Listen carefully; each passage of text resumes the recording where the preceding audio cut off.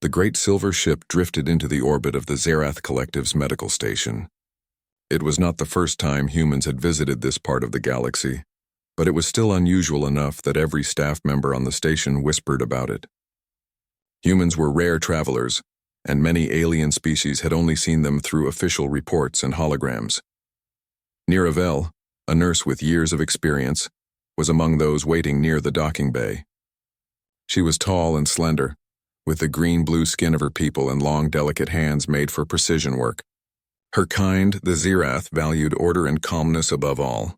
Patients from across the galaxy came to their medical stations for healing, and Niravel had learned to expect many strange bodies and stranger conditions, but she had never treated a human before. The heavy doors of the docking bay hissed open, and a group of figures walked in. The first impression was clear. They looked fragile compared to other species. Their skin was pale or dark with no natural armor or scales. They wore protective suits, but the suits themselves seemed simple compared to the advanced exoshells of other travelers. Still, there was something steady in the way they moved, upright, balanced, confident. Among them was Lieutenant Marcus Hale. His steps were uneven, and his right arm hung stiff at his side. His eyes stayed sharp, but his body betrayed pain. Two of his companions supported him as they moved toward the medical staff. Niravel stepped forward with her usual professional calm. "Welcome to Zerath Station. We will take care of him," she said, her voice smooth and practiced. One of the humans nodded quickly. "He was hurt during the survey mission.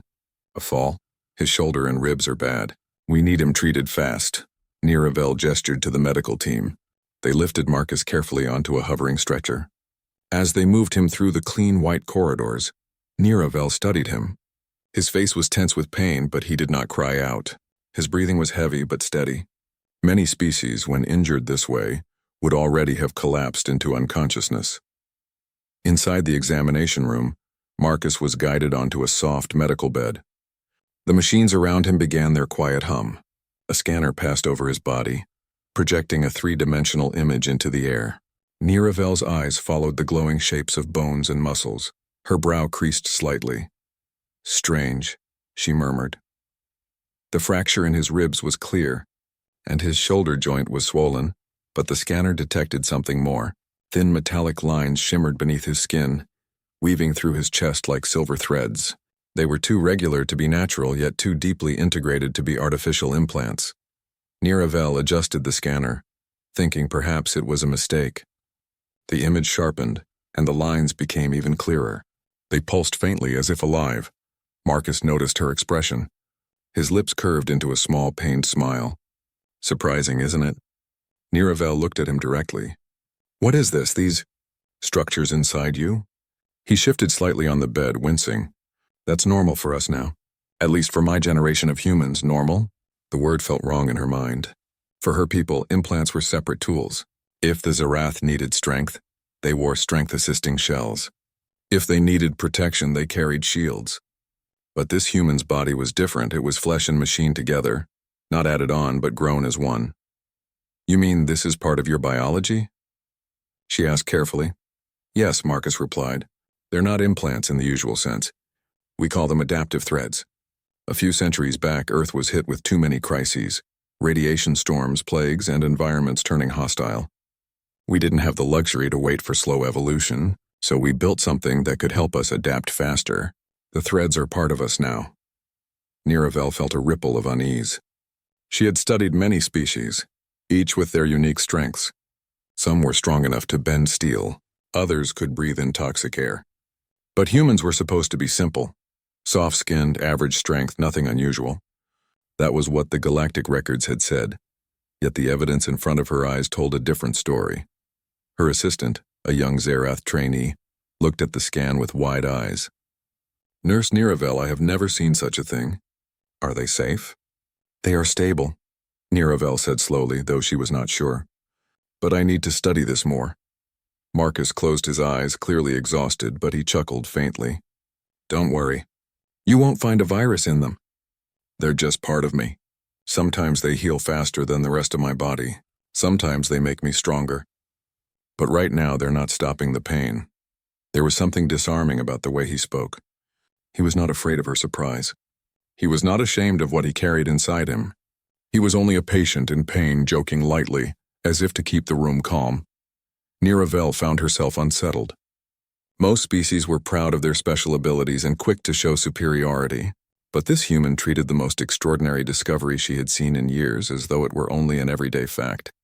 She began the treatment, setting his shoulder carefully into place and applying the regenerative field over his ribs. The machines hummed softly, weaving energy into his bones to quicken their healing. All the while, her eyes kept flicking back to the faint silver glow under his skin. Her thoughts ran faster than her hands. What were these humans truly? The galaxy's reports had always been clear. Humans were late arrivals to the stars, not remarkable in any special way. Yet here was one lying in front of her, carrying secrets that defied her training. As the treatment stabilized, Marcus's breathing grew calmer. His companions, who had been waiting outside, entered quietly. They looked at him with relief and gratitude, but also with the same steady confidence she had noticed before. These were not fragile beings, no matter how they appeared. Niravel wrote her first notes into the medical record.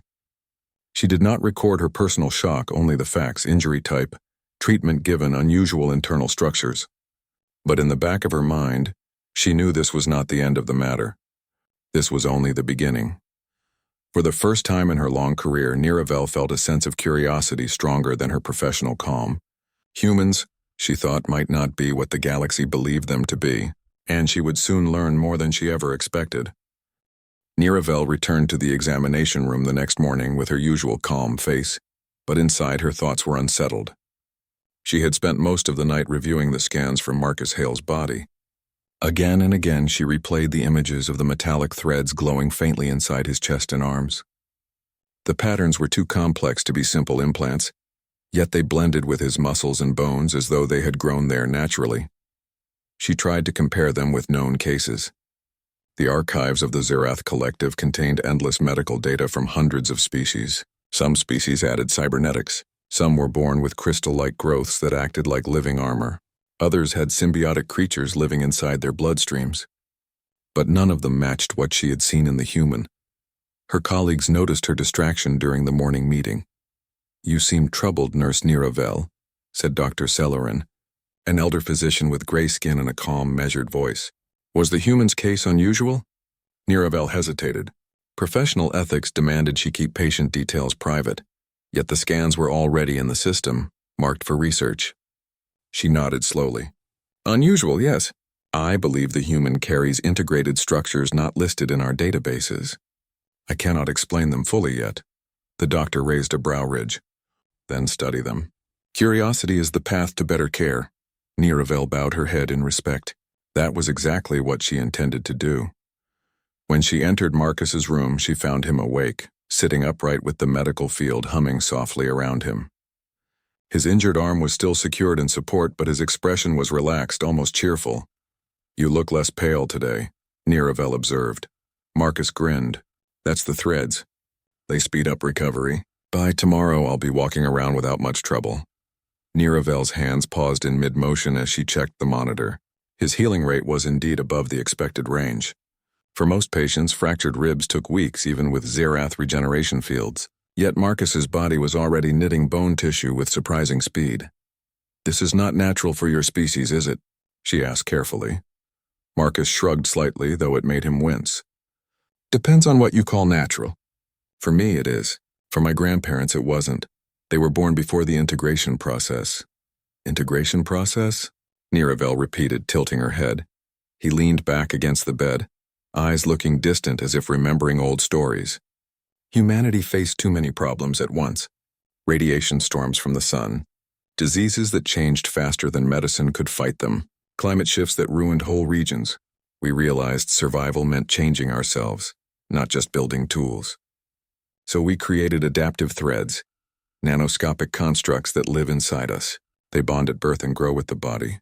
After a few generations, they became almost ordinary. Niravel studied him silently. To call such a thing ordinary felt almost insulting to the sheer complexity she had seen. In her people's culture, altering biology so deeply was viewed with caution. They preferred external devices that could be removed when no longer needed. But humans, it seemed, had chosen another path, to fuse survival tools with their very identity. Her assistant, Raylan, entered quietly with new supplies. His eyes widened as he overheard part of the conversation. "You mean every human has this inside them?" Marcus chuckled softly. "Not every single one, but many. Enough that it's considered normal where I come from. Some of us have stronger integrations than others depending on where we were born. Earth is still not the safest place." Niravel exchanged a glance with her assistant. Raylan's face showed awe and confusion. For young Zerath healers, the idea of technology fused into biology so completely was almost against tradition. She turned back to Marcus. "The records of your species never mentioned this." "Of course not," Marcus said with a shrug. "Most of the galaxy still sees us as newcomers. People assume we're weak, soft, too fragile for harsh worlds. Maybe we prefer it that way. Keeps expectations low." His eyes twinkled with quiet humor. Niravel felt another ripple of unease. This human spoke as if carrying hidden strengths was a game, something to be taken lightly. Yet her professional eye told her there was nothing light about it. His body carried a weapon of survival more advanced than most species could dream of. Later that day, she ran more scans. Marcus allowed it without complaint, even joking that she seemed more interested in his threads than in his broken bones. But the more data she gathered, the more her shock deepened. The threads responded to her probes like living organisms. When she introduced a controlled medical virus into the scan simulation, the threads changed shape, surrounding the threat and neutralizing it within seconds. When she simulated low oxygen conditions, the threads restructured his blood cells, increasing efficiency. When she tested for muscular stress, the threads thickened his fibers to resist damage. It was as if his body carried an invisible toolkit, ready to shift at any moment. She leaned back from the console, whispering to herself, "This is impossible." Marcus, watching her expression, smiled faintly. "No, just human." The rumors spread quickly through the station. Zerath staff who had never seen a human before now whispered in the corridors about the strange soldier with silver threads inside his body. Some were fascinated, others uneasy. A few were skeptical, claiming the scans must be errors. But Niravel knew what she had seen, and it was no error. In the cafeteria, she overheard two younger medics. "If the humans can do this, what else are they hiding?" One asked. "Maybe they are more dangerous than we thought," the other replied. Dangerous. The word echoed in her mind. Was Marcus dangerous? He had shown no aggression, only patience and humor despite his pain. Yet the potential of his body was undeniable. If every human carried such abilities, then the galaxy had underestimated them completely. That evening, Niravel visited Marcus again. The room was dim, only the soft light of the monitors glowing. He looked at her curiously as she entered. "You've been staring at me like I'm some rare creature," he said lightly. "You are," she replied without hesitation. Then, realizing her bluntness, she softened her tone. "At least you are rare to me. I have treated many species, but none like yours." Marcus tilted his head, thoughtful. "Maybe that's the point. Humanity has always been about adapting. We don't have claws, scales, or wings. We make up for it in other ways. And your threads," Niravel said quietly, "are the most unusual way I have ever seen." He smiled, a little tired, but genuine. "To us they are just equipment. But to you they look shocking." She nodded slowly. That was the truth. She, a nurse trained to remain calm through any discovery, felt genuine shock for the first time in years. Not fear, not disgust, just awe at the strangeness and resilience of the human body. As she left his room, she made a final note in her private log. "The human patient, Marcus Hale, carries internal equipment unlike anything recorded in Zerath archives. It adapts, protects, and heals beyond known medical limits. If such traits are common among humans, then the galaxy does not understand them at all. I must learn more." And with that thought, Niravel realized her journey with this human was only just beginning. The medical station floated quietly in space, its white walls and glowing corridors carrying the steady hum of machines. For most Zerath staff, this place was a temple of calm healing. But for Niravel, the last few days had broken her calm rhythm. Since treating Marcus Hale, the human soldier, she found her thoughts constantly drifting back to the silver threads inside his body. No matter how many patients she attended, her mind returned to the same questions. How could a species so young in galactic history create such a thing? How many humans carried it? And what else could it do? Her professional duty told her to treat the human's injury and leave the rest to researchers. But her heart, full of curiosity, refused to let go. Marcus was recovering faster than anyone expected.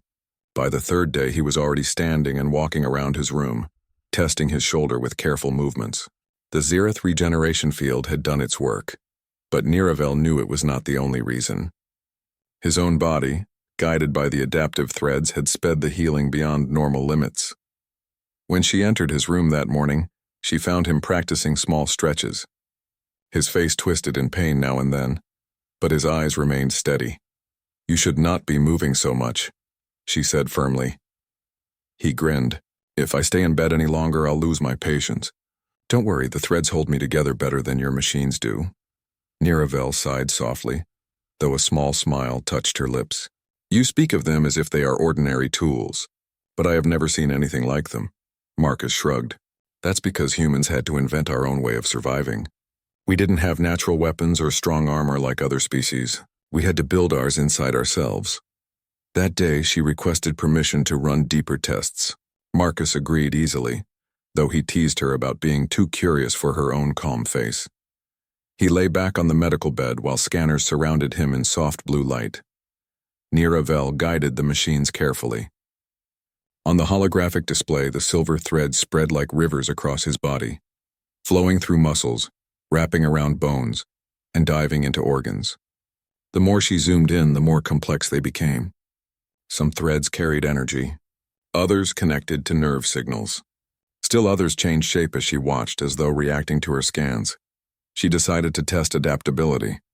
Using controlled simulation, she introduced virtual conditions: a toxin, low oxygen, sudden shock. Each time the threads shifted instantly.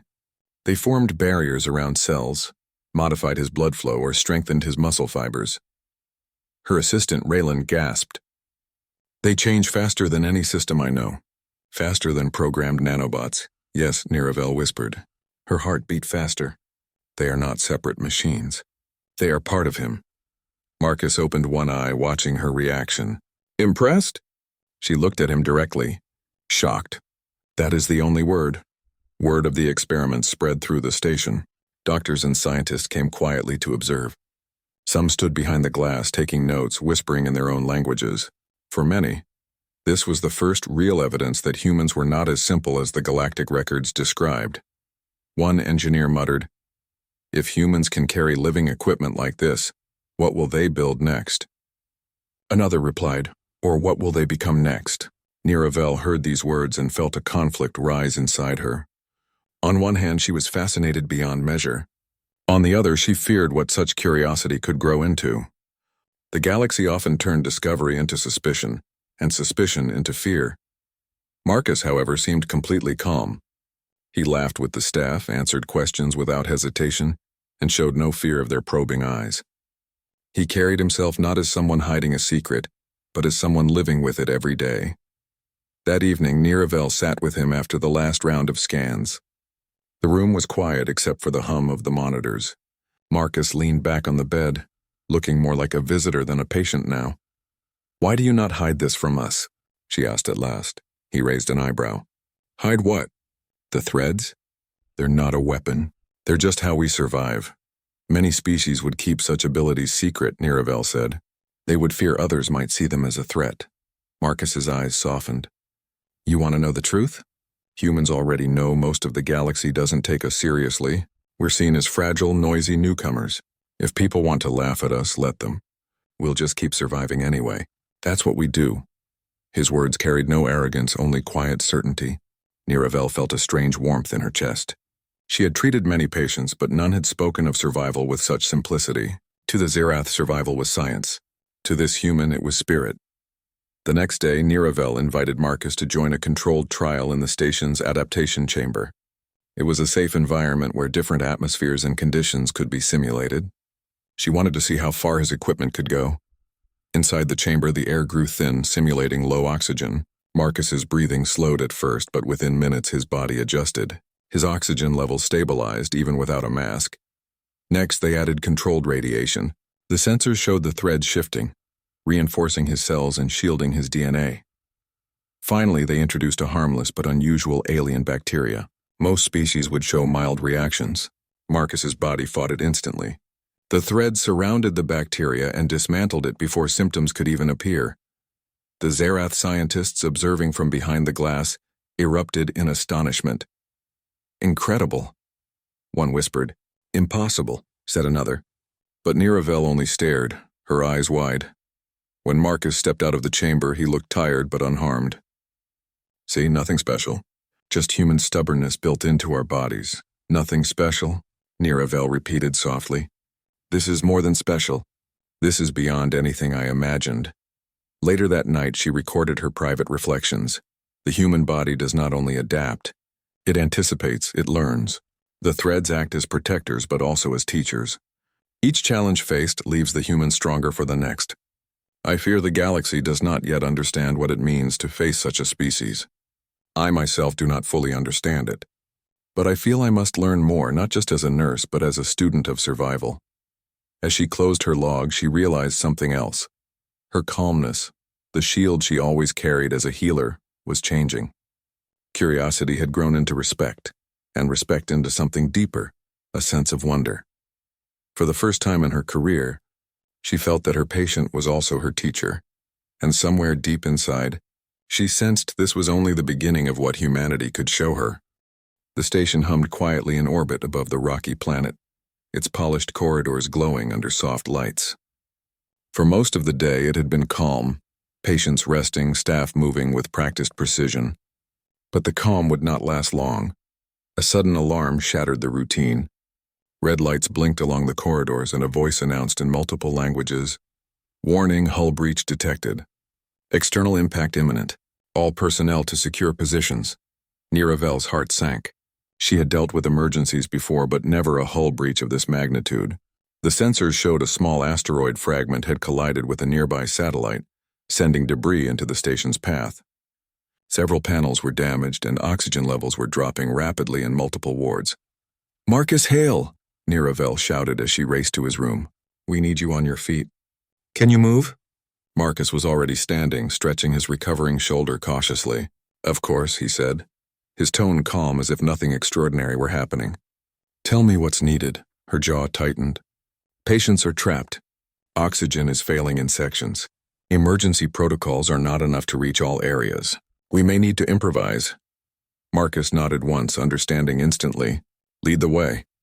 They moved through corridors filled with flickering lights and warning sirens. The Zerath staff were already struggling to stabilize injured patients. Many of the automated repair bots were damaged by debris. The usual efficiency of the station was failing under the chaotic strain. Niravel directed Marcus to a central chamber near the oxygen supply. "The systems here cannot compensate for all the affected wards," she said. "If we do not act, some patients will not survive." Marcus's eyes scanned the panels, then his own body. For a moment, Niravel felt a flicker of fear. Could he really help? But then she noticed something strange. The threads beneath his skin pulsed faintly, glowing with a silvery light.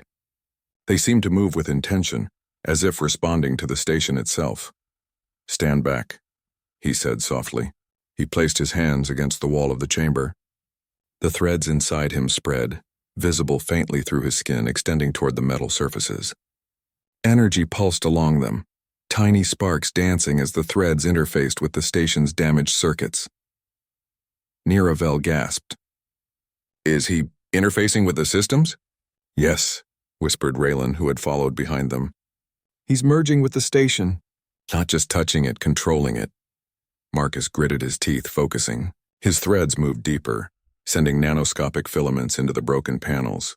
The damaged oxygen conduits began to glow softly as the threads adapted the flow of air, stabilizing pressure in affected wards.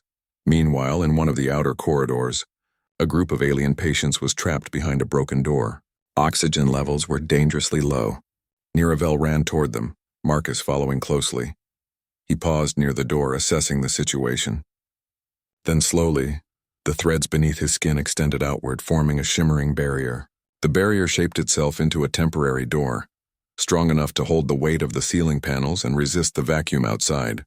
"Through here," Marcus shouted.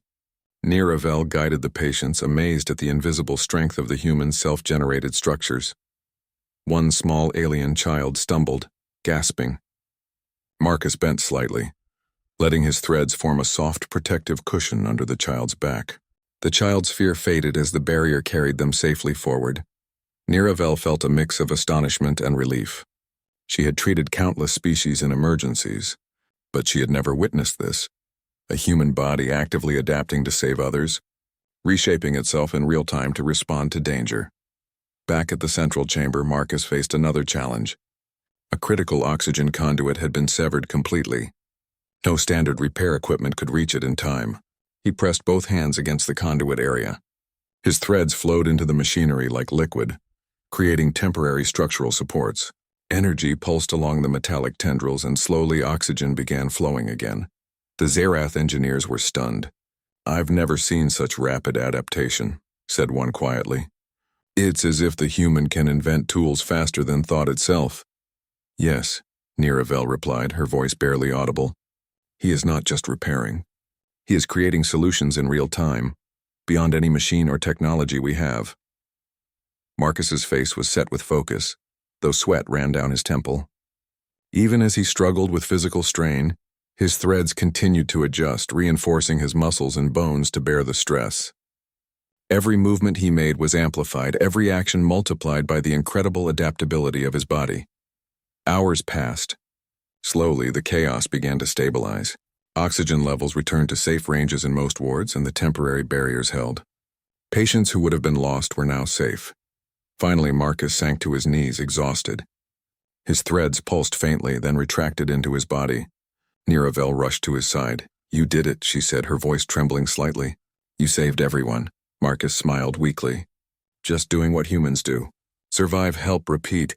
Niravel shook her head in disbelief. This is beyond survival. You reshaped reality to save lives. I have never seen anything like it." He shrugged again, exhaustion etched into his face. "You may see it as shocking, but to me it's just what we are capable of. Humans have to survive harsh worlds, make impossible choices, and help each other. Sometimes it looks strange to others, but it's ordinary to us." Niravel studied him carefully. "Ordinary? You carried the station's emergency response on your shoulders. Literally. Ordinary is not the word I would use," Marcus laughed faintly. "Maybe not for you, but for my kind, ordinary means doing whatever it takes to survive, and to save others along the way." After the crisis ended, the station's command held an emergency assembly. Staff and patients who had witnessed Marcus's actions spoke in quiet awe. The leadership of the Zerath Collective formally recognized his efforts. Niravel watched him quietly, her mind racing. To the galaxy, Marcus might look like a fragile human, barely taller than some of the smaller Zerath, no natural armor, no built-in defenses. But to Niravel, he was the embodiment of something much greater. His biology, fused with adaptive threads, had allowed him to do the impossible. Not just survive, but actively protect others and restore a failing station in record time. Her respect for humans, once curiosity, had deepened into something more profound. She had learned something about humanity that no database or report could teach, that they were not just survivors, but innovators in ways no one could predict. Marcus, now resting, smiled faintly at her as she entered the recovery ward. "See? Not so shocking once you get used to it." Niravel shook her head. "I think I could never get used to it. What you just did, what humans can do, it is remarkable." He glanced around at the recovering patients, some still weak, some whispering about the events. "Remarkable? Maybe, but we don't do it for praise. We do it because it is necessary. Because it is life." She made a quiet note in her personal log. Marcus Hale demonstrates abilities that surpass known biological limits. His body adapts instantly to environmental hazards, injuries, and threats, and can even interface with mechanical systems to save lives. Humans, it seems, are capable of feats beyond their appearances. If such traits are common, the galaxy's understanding of humans must change. And as she wrote, she realized that Marcus was only the beginning of what she would learn about humanity. For the first time, Niravel understood that humans were more than fragile newcomers to the galaxy. They were unpredictable, resilient, and powerful in ways that no machine, weapon, or record could explain. The station had settled into quiet once again. The emergency alarms had faded, The flickering lights were repaired and oxygen levels were fully restored in all wards. Patients and staff moved about calmly, but the memory of the asteroid impact and Marcus Hale's extraordinary actions lingered in every mind. Niravel walked through the corridors with careful steps. She had spent the night reviewing every scan, every report, and every observation from the previous day. Her mind was filled with a mixture of awe and reflection. Humanity, she realized, was not as simple as the galaxy assumed. The threads inside Marcus's body were remarkable, yes, but it was more than just biology. It was the human spirit, determination, and ingenuity that had truly saved the station. She found Marcus in the observation lounge, sitting on a chair near a large window that looked out into the endless stars. His shoulder was still bandaged, and he leaned slightly, tired but alert. "Good morning," Niravel said softly. Marcus looked up, offering a small smile. "Good morning, Nurse Niravel." Or should I say teacher? She tilted her head, intrigued. "Teacher?" "You've learned as much from this as I have," he said, his tone casual yet sincere. "You've seen what humans can do. Maybe now you understand why we survive where others might fail." Niravel studied him. His calm confidence was different from arrogance. There was no boast, no pride in words, only quiet certainty. A sense of capability rooted deep in human experience. In the days that followed, the station's council requested Niravel's report on the incident. She wrote with care, describing Marcus's actions, the threads inside his body, and the extraordinary adaptability he had demonstrated. She detailed how he had interfaced with the station's systems, repaired life-critical machinery using his own body as a medium, and stabilized patients far beyond the limits of standard protocols. At the end of her report, she paused. There was one final observation she could not ignore. The most unusual equipment humans carry is not the threads inside them. It is their will to act, their creativity, and their courage when faced with impossible odds. Humans survive not because they are strongest, but because they refuse to fail. Marcus had recovered enough to move freely again. The staff treated him with quiet reverence, and even the most skeptical observers now approached him with respect. But he remained humble, helping where he could, joking lightly with the younger medics and offering advice to engineers repairing damaged machinery. One afternoon, Niravel approached him in the central atrium. She had been considering a proposal. "Marcus," she said, "the council is impressed. They want to study your abilities further and understand how your species has developed such adaptive traits. But more than that, I want to learn. I want to see humans not just as patients, but as teachers." He tilted his head, curious. "Teachers, me?" "Yes," she said firmly. "You have shown something that no database, no record, no report could explain. The galaxy thinks humans are fragile, weak, and late to the stars. But you have proven otherwise. And I want to understand it firsthand." Marcus's lips curved into a faint smile. "Very well. Then you will learn what it means to survive as a human. And maybe something more." Over the next few weeks, Niravel observed and assisted Marcus as he went through controlled training exercises designed to test his abilities. She saw him adapt to sudden physical challenges, recover from minor injuries almost instantly, and manipulate his internal threads to perform tasks no other species could attempt. She watched him interface with medical systems, repair machinery, and even stabilize small environmental hazards using only his body. But what impressed her most was not the physical feats, it was the calm decision-making, the creativity in solving impossible problems, and the willingness to put others before himself. The Zareth trainees who observed him began to whisper among themselves. "Perhaps humans are not simple. Perhaps we underestimated them." Niravel nodded silently. She already knew. One evening, as the station floated in the glow of distant stars, Marcus and Niravel walked along the observation deck. Silence stretched comfortably between them. "Do your species know what you just did during the crisis?" Niravel asked quietly. Marcus shook his head. "Most of them don't. We survive quietly. We adapt quietly. That is our way. We don't need recognition to keep going. But yes, some will hear of it eventually.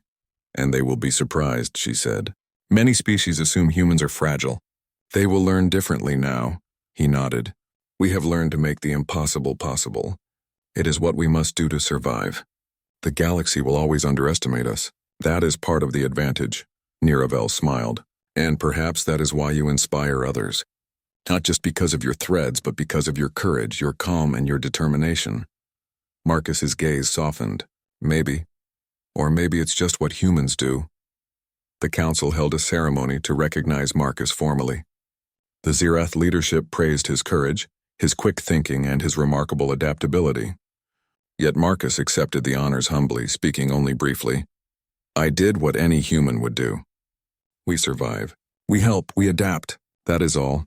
Niravel listened carefully, her heart full of admiration. She understood now that humanity's true strength lay not in technology or biology, but in their spirit. Their equipment, as unusual as it seemed, was only a tool. The real power came from their minds, their will, and their courage. After the ceremony, Niravel returned to her quarters.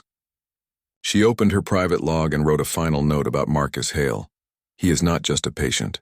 He is a teacher. Humanity, underestimated by the galaxy, carries within it a spirit of adaptability, courage, and ingenuity unlike any other. Their tools are remarkable, but their strength lies in themselves. I have witnessed the true meaning of human survival, and I will never forget it. As the days passed, life on the station returned to its normal rhythm. Yet the memory of the crisis and Marcus's extraordinary abilities lingered. Staff spoke of him quietly. Patients smiled at his calm presence, and Niravel often found herself pausing to reflect on the lessons she had learned. She realized that humans were more than fragile newcomers. They were unpredictable, resilient, and capable of greatness in ways the galaxy had yet to understand. Marcus, for his part, continued his recovery and preparation for future missions. But he carried himself with the quiet knowledge that he had shown the galaxy what humans could do, and that sometimes survival itself was the greatest innovation. Niravel watched him one evening from the observation deck as he looked out at the stars. The soft light reflected off the faint glow of his adaptive threads. She felt a deep respect for him and for humanity. In that moment, she understood fully. The galaxy had underestimated humans for centuries, yet they had survived every challenge, adapted beyond expectation, and inspired even the most seasoned alien healers. The most unusual equipment humans carried was not their internal threads nor their advanced technology. It was their indomitable spirit. And as Niravel turned to leave, she smiled quietly to herself. For she had learned something no report, no lecture, and no history book could teach. Humanity's greatest strength was themselves, and nothing in the galaxy could change that.